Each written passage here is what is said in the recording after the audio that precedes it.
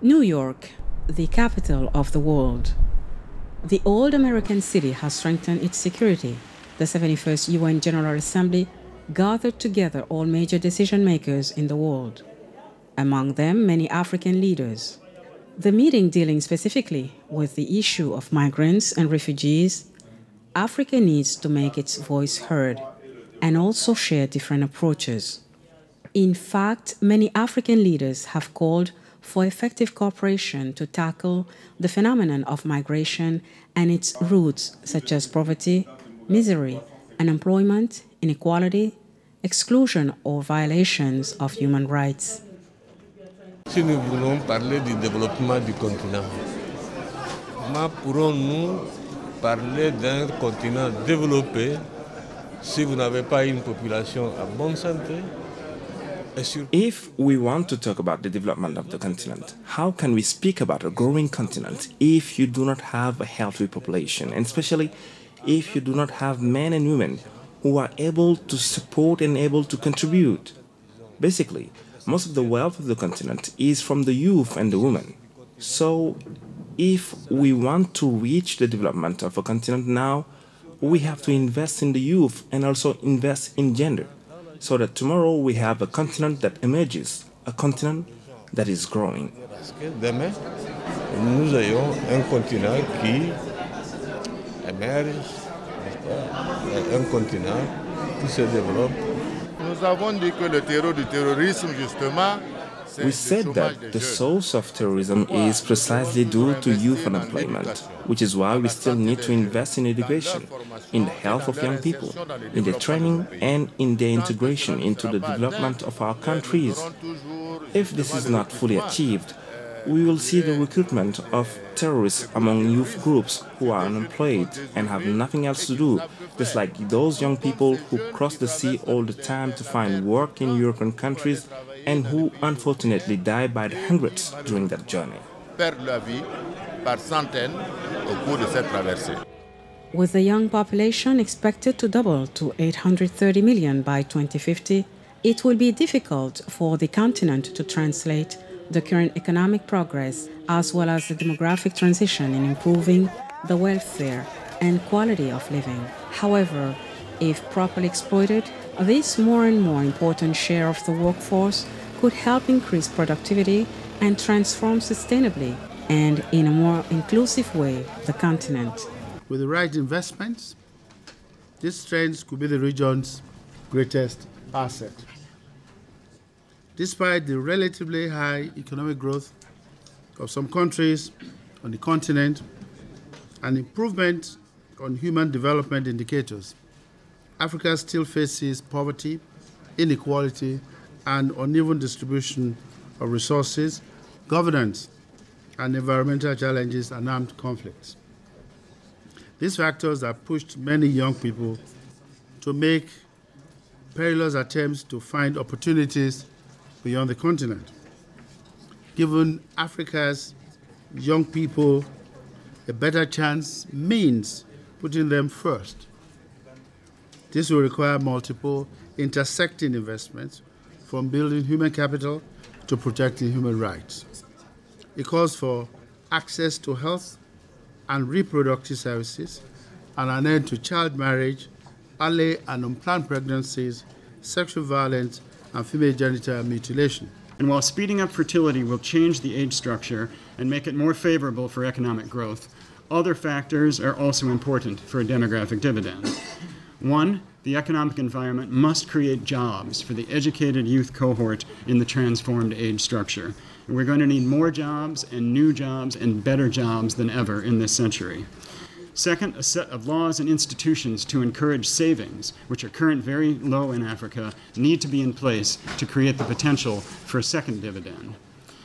Successful leadership in managing a country's demographic transition can produce considerable returns in economic development, while failure to do so will guarantee lags in economic growth and may increase the risk of social and political unrest.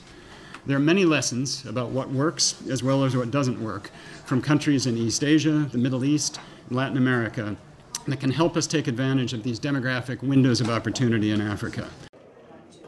a high-level meeting on women's empowerment and the demographic dividend chaired by the president of Burkina Faso, Roch Marc Kaboré, was thus held on the sidelines of the 71st regular session of the UN General Assembly.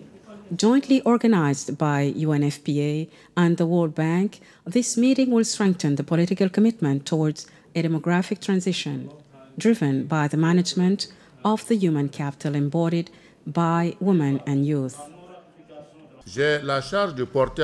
I'm responsible for bringing together all heads of states of the continent and in the international forums the call of the African youth so that everything is set to give them space and favorable environment for its full development and its strong involvement in Africa's construction process. This is to capture the demographic dividend as a central axis of the completion of the development and the achievement of the ODDs from today to year 2030. To do so, in addition to the states, I do not doubt for a moment that our partners, the UNFPA, the World Bank, and all the United Nations will have a steady gaze on the issue of youth and women.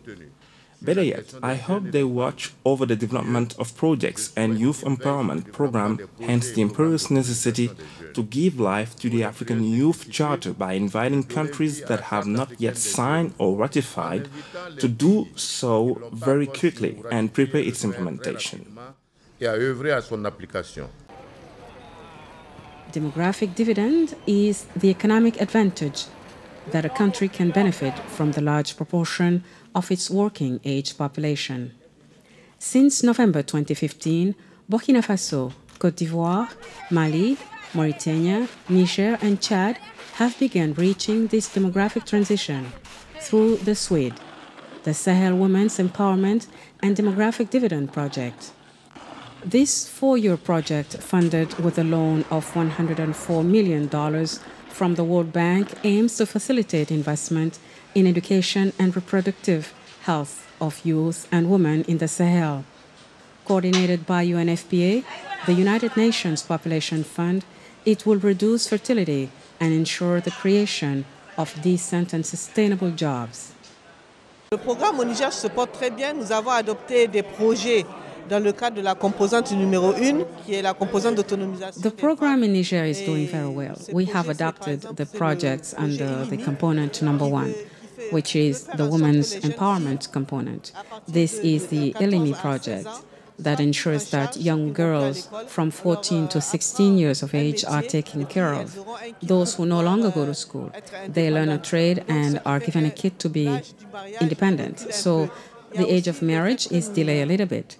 There is a project that allows women to accept to give birth in health facilities safely and practice family planning.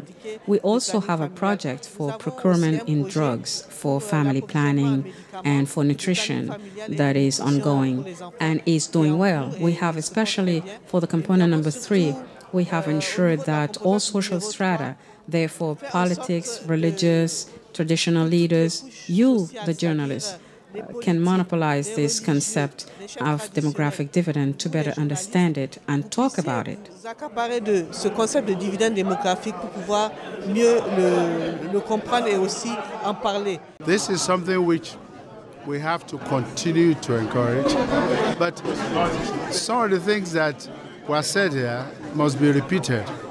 It doesn't come cheap. Africa governments must take the political decision to invest in education, in health, in job creation, and good governance. That's where it comes from. And I can tell you that when South Korea did it, they were investing in excess of 50% of their budget in education and health alone. Those are the kinds of decisions that have to be taken. I was minister in a country before, and we were spending, 10%, 5% on education. That's not enough. You have to up the game. And not just the education of numeracy and literacy. It has to be entrepreneurship training, vocational training. You have to create the opportunity for young people to be disruptive, to be able to think, and to be able to create.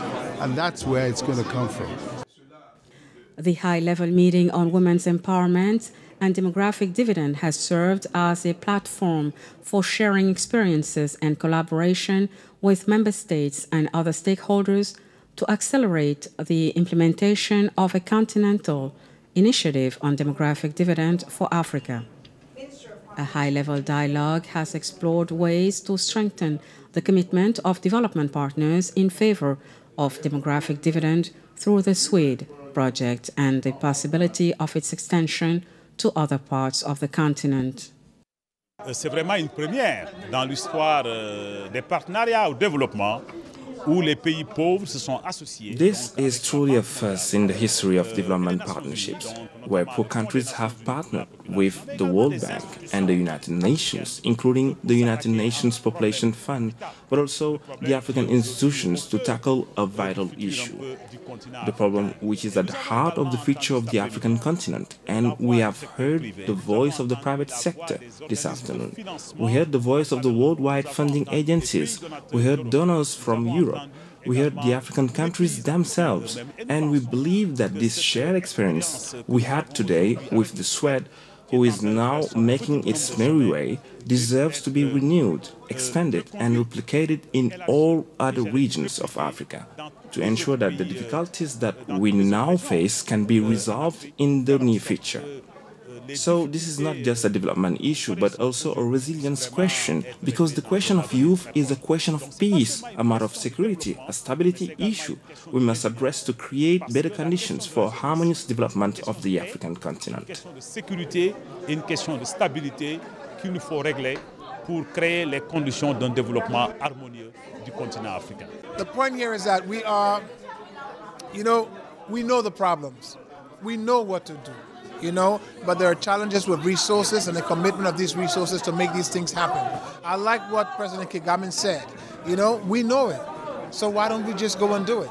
And that's the reason why I thought it was important that all the people who showed up here today, was in this room. In terms of the economy, the creation of jobs. I mean, there are two things. One, government must create that enabling environment for investment, and that the private sector themselves should try to invest. But besides just investing in themselves, they need to invest in the young people and all of these different things that young people can do. Like making funds, available for young people to start up these creative industries. Young people are very creative, very, very creative. But sometimes, they try with all these new ideas, and there's just nothing anybody can do to support them. They get frustrated. When they get frustrated, it's ugly for all of us. The meeting has laid a solid foundation for the regular session of the heads of state and government of the African Union in 2017 with the theme, Exploit the Demographic Dividend by Investing in Young People. The exploitation of the demographic dividend will be at the forefront of Africa's development agenda, as it was reaffirmed in the African Common Position on the post-2015 Development Agenda, the 2063 Agenda of the African Union, and the 2030 Agenda for Sustainable Development.